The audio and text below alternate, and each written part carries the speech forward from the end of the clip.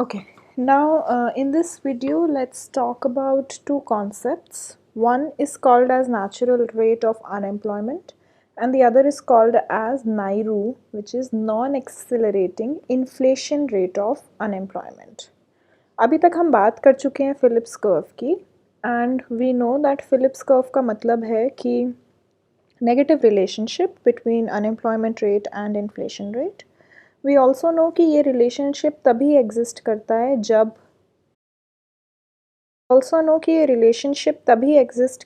जब एएस में कोई चेंज नहीं हो रहा और एग्रीगेट डिमांड चेंज कर रहा है. Right now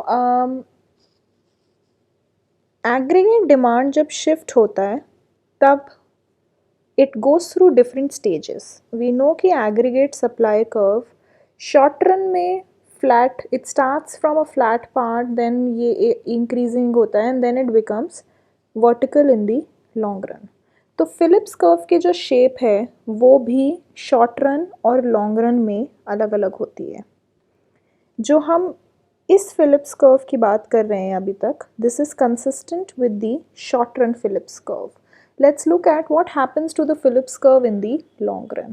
So suppose aggregate demand shift होता है, increase होता रहता है और prices और output में एक inverse relationship आता है. लेकिन once aggregate supply curve becomes flat in the long run, then any change in aggregate demand is only going to bring about changes in the prices and not in the output.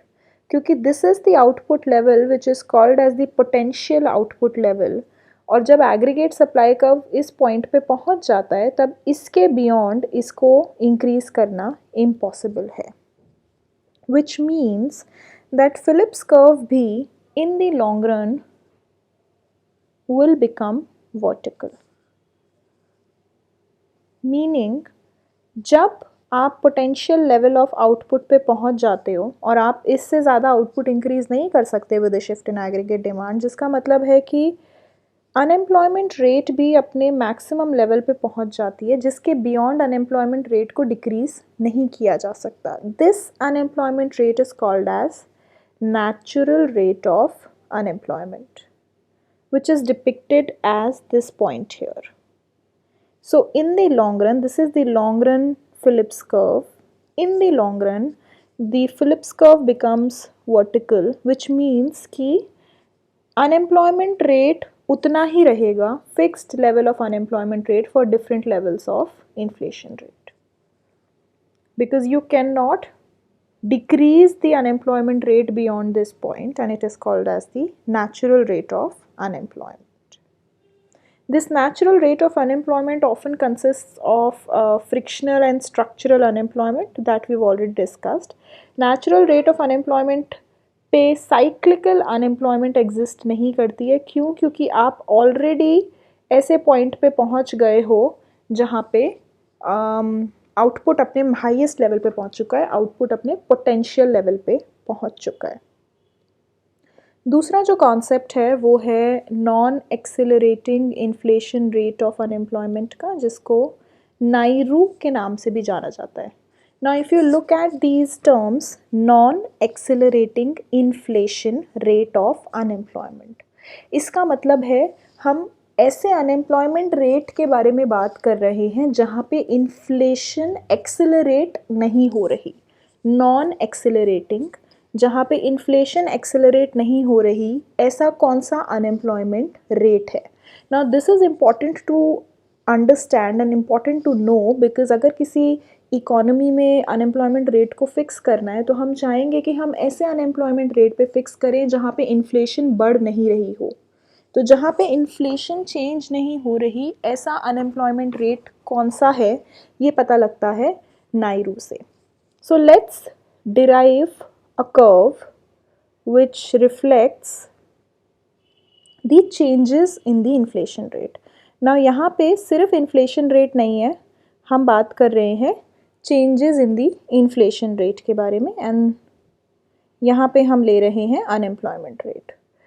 We will derive this from our usual Phillips curve. जो हमारा Phillips curve होता है हम उसी से derive करेंगे. So let's start from here, this is the unemployment rate जहाँ पे चेंज इन इन्फ्लेशन रेट है 0, एंड लेट्स से ये वो पॉइंट है, this is the unemployment rate in the Phillips curve diagram. Let's look at a point here which is greater than u naught. यहाँ पे क्या हो रहा है, जब आप u naught से u पे जा रहे हो तो इन्फ्लेशन डिक्रीज हो रही है. यहाँ पे इन्फ्लेशन रेट इतना था, जब आप u naught पे गए तो इन्फ्लेशन रेट कम हो गया है, right? So change in inflation rate at this point will be negative. Why? Because final point पे inflation rate छोटा है from the initial point. तो इसीलिए ये कर्व u नॉट से बड़े पॉइंट्स के लिए नेगेटिव डायरेक्शन में जाएगा. अगर आप बात करो u नॉट से छोटे पॉइंट्स की, तो आप ऐसे पॉइंट पे पहुंचोगे जहाँ पे इन्फ्लेशन रेट इनिशियल पॉइंट से ज़्यादा है ना. यहाँ पे इन्फ्लेशन रेट इनिशियल पॉइंट से ज़्यादा है तो change in inflation rate greater than 0 होगा या पॉजिटिव होगा, right? So that is why the curve slopes like this. तो ये जो कर्व है इसको हम बोलते हैं पीपी कर्व, और ये बेसिकली रिफ्लेक्ट करता है relationship between unemployment and changes in inflation. Now from this PP curve we get to know the level of Nairo. So PP curve is like this, जहाँ पे x axis में हमारे पास unemployment rate है और y axis पे है changes in inflation. Nairo is that level of unemployment जहाँ पे ये कर्व 0 से पास करता है. यहाँ पे चेंज इन इन्फ्लेशन 0 होगी, तो ऐसा अनएम्प्लॉयमेंट लेवल जहाँ पे चेंज इन इन्फ्लेशन 0 है उसको हम नायरू बोलते हैं.